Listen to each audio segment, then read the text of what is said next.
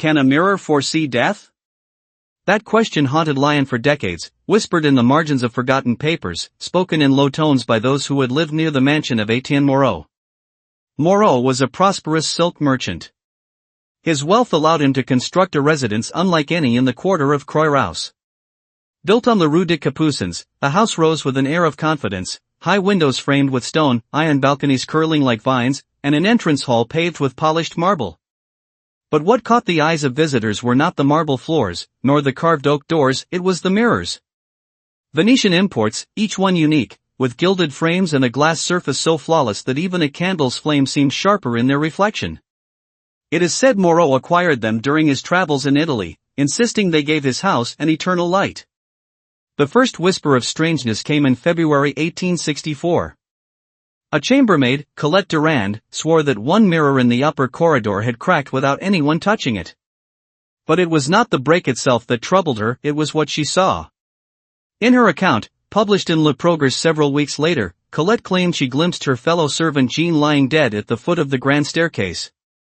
His neck bent unnaturally, his hands stiff as if already cold. 2 days later Jean slipped on the marble steps. He fell exactly as Colette had described, his body found in the same posture she had recounted. The physician listed the cause as accidental fracture of the spine. This incident, though quietly reported, did not escape the notice of the household staff. Whispers spread through the servants' quarters, the mirrors showed death before it came. At first Etienne Moreau dismissed the talk, but when another mirror cracked in April and another servant fled the house in terror, even he could not ignore it. In June, a visitor, a cousin of the Moreau family, reported seeing a vision in the dining hall mirror. She later wrote to her sister that she had glimpsed flames consuming the curtains, though there was no fire in the room. That letter, preserved in the departmental archives, is one of the few surviving first-hand accounts we have today. By the summer of 1864, rumors of the Moreau mirrors had reached beyond the household. Street vendors whispered about the merchant whose mirrors foretold death. Some neighbors claimed to hear cries in the night from the mansion, though no one had been admitted inside. Visitors came, some out of curiosity, others to challenge the superstition. A traveling scholar recorded in his journal, "I requested entry to the Moreau house. The servants seemed hesitant, their eyes wide with fear. In the salon, the mirrors stood tall, their surfaces immaculate save for a faint crack in one corner. It seemed to pulse with a light of its own. I swear I saw a man lying on the floor, lifeless, yet the room was empty." 2 weeks later, the scholar reported a sudden illness. Whether coincidence or consequence, his condition deteriorated, leaving only a brief obituary in the Gazette de Lyon. The city's newspapers began reporting more incidents. An elderly neighbor, Madame Lemoyne, testified to police that her own reflection in one of the windows across from the mansion had aged unnaturally, her face drawn and pale, before she fell gravely ill. Others spoke of hearing whispers when passing the Rue des Capucines after dusk, as though the mirrors themselves were speaking to those who dared approach. Inspector Louis Garnier was formally called to investigate in December 1864. His report, still archived at the Lyon Prefecture, notes, "Upon entering the main salon, I observed a mirror with a long, jagged crack, shaped curiously like a coffin. The servants insisted the fissure appeared overnight. I found no logical cause." Several of the household staff reported visions of deceased acquaintances. While I remain skeptical, the consistency of the accounts is troubling. By 1865, the phenomenon could not be ignored. Moreau's visitors often asked about the mirrors before entering. Some were refused, but others bribed their way inside, eager to see for themselves. A student from the University of Lyon described his visit in a diary entry, "I beheld my own body lying pale and cold. My hands were folded on my chest. I fled trembling. That winter, I was struck with fever and weakness. I write this fearing my end is imminent." The student's fate remains uncertain, his disappearance from records hints at the possibility that his vision may have foretold his death. By 1866, the house's reputation had grown into a local legend. Fear and fascination mingled. Etienne Moreau, once a proud merchant, had begun walking the halls alone at night, candle in hand, whispering to himself and staring into each mirror. His friends and neighbors whispered that he had become a shadow of the man he once was. On the night of May 23, 1871, a fire engulfed the Moreau mansion. Witnesses in the street reported strange flickering lights from the windows before the blaze spread. Some insisted they saw figures moving inside, long after the servants had fled. Flames licked the mirrors, yet observers swore the glass did not crack or shatter. The fire brigade arrived too late to save the house. The mansion collapsed into embers, leaving only charred beams and ashes. Official reports attributed the disaster to faulty gas lamps, but rumors suggested otherwise. The mirrors had reflected shadows of those not alive, glowing within the flames, unaffected by heat. Among the ruins, no mirrors were officially recovered except for a single Venetian glass, said to have survived the fire untouched. A private letter from 1872, addressed to the editor of Le Progrès, claims, "The glass bears no soot, no damage." Within its depths, one sees not oneself, but others, faces pale, eyes wide, as though captured in their final moment. The editor never published the letter, yet it was preserved in his personal papers, forming one of the few traces of the mirror's continued existence. By the 1880s, reports of a cursed Venetian mirror circulated in Paris, appearing briefly in galleries before being removed after visitors complained of disturbing visions. Scholars and historians later debated the fire, the visions, and the strange survival of the mirror. Some argue coincidence and superstition. Others insist on the consistent accounts of those who saw reflections of death before it occurred. Etienne Moreau himself vanished from public view, his fortune depleted, his health declining rapidly, with witnesses describing him wandering halls, candle in hand, staring at mirrors as if seeking a secret no one else could see. The Moreau house foundations were eventually demolished, replaced by modern buildings, yet stories of the mirrors persisted. Newspaper clippings, diaries, and police reports became fragments of a story impossible to verify completely. The trail of the Moreau mirrors grows faint in the decades following the fire, but not entirely silent. By the 1890s, Parisian collectors whispered of a Venetian mirror, imported from Lyon, that exhibited unusual reflections. Patrons claimed that gazing into it for even a moment brought visions of people who were not present, and in some cases, events that had yet to occur. A letter dated 1920, found in the archives of a private Parisian collector, mentions, "I hung the mirror in my salon. At first, nothing seemed amiss. But on several occasions, I caught fleeting images of figures lying motionless in rooms that were empty. My guests grew uneasy, some refusing to enter the room entirely.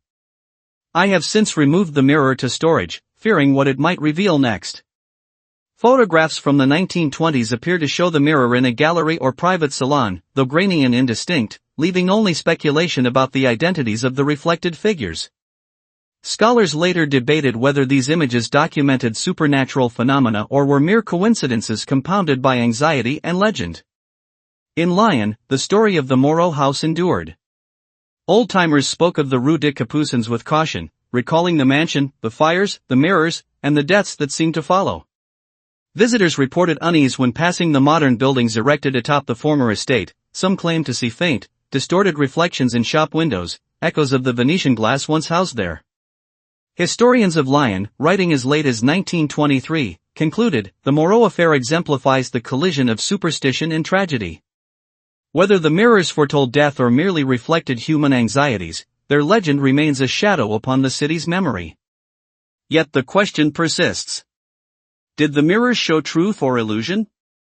Did the Venetian glass survive, hidden somewhere in a private collection, waiting for another unsuspecting observer?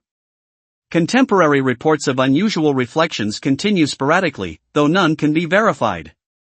The Moreau house no longer exists, but its story lingers in archives, diaries, and the cautious whispers of those who walk the streets at night. When a pane of glass cracks without cause, when a reflection seems unfamiliar, some remember the legend. Can a mirror foresee death? Perhaps the final word belongs not to history, but to the one who dares to look. Even after the fire, stories of the Moreau mirrors persisted in Lyon and beyond. By the late 1870s, former servants and neighbors recounted encounters in letters, diaries, and newspaper columns. One maid, Jean Lambert, who had fled the household in 1865, described in her memoirs, "I dreamt constantly of the mirrors. In my dreams, the reflections would show my family in moments I had not yet witnessed. One night, my brother appeared in a mirror's surface, pale and lifeless, and 3 days later he fell from a horse. I dared not return to Lyon for many years. Other accounts surfaced in newspapers of the time. Le Progrès, in 1878, published a report of a traveling merchant who had briefly stayed at the ruins of the Moreau mansion, claiming, "I saw a mirror half buried in the rubble. In it, I glimpsed scenes of people I had never met, standing in rooms I did not recognize. The images were so vivid that I could hear the faint echoes of their voices.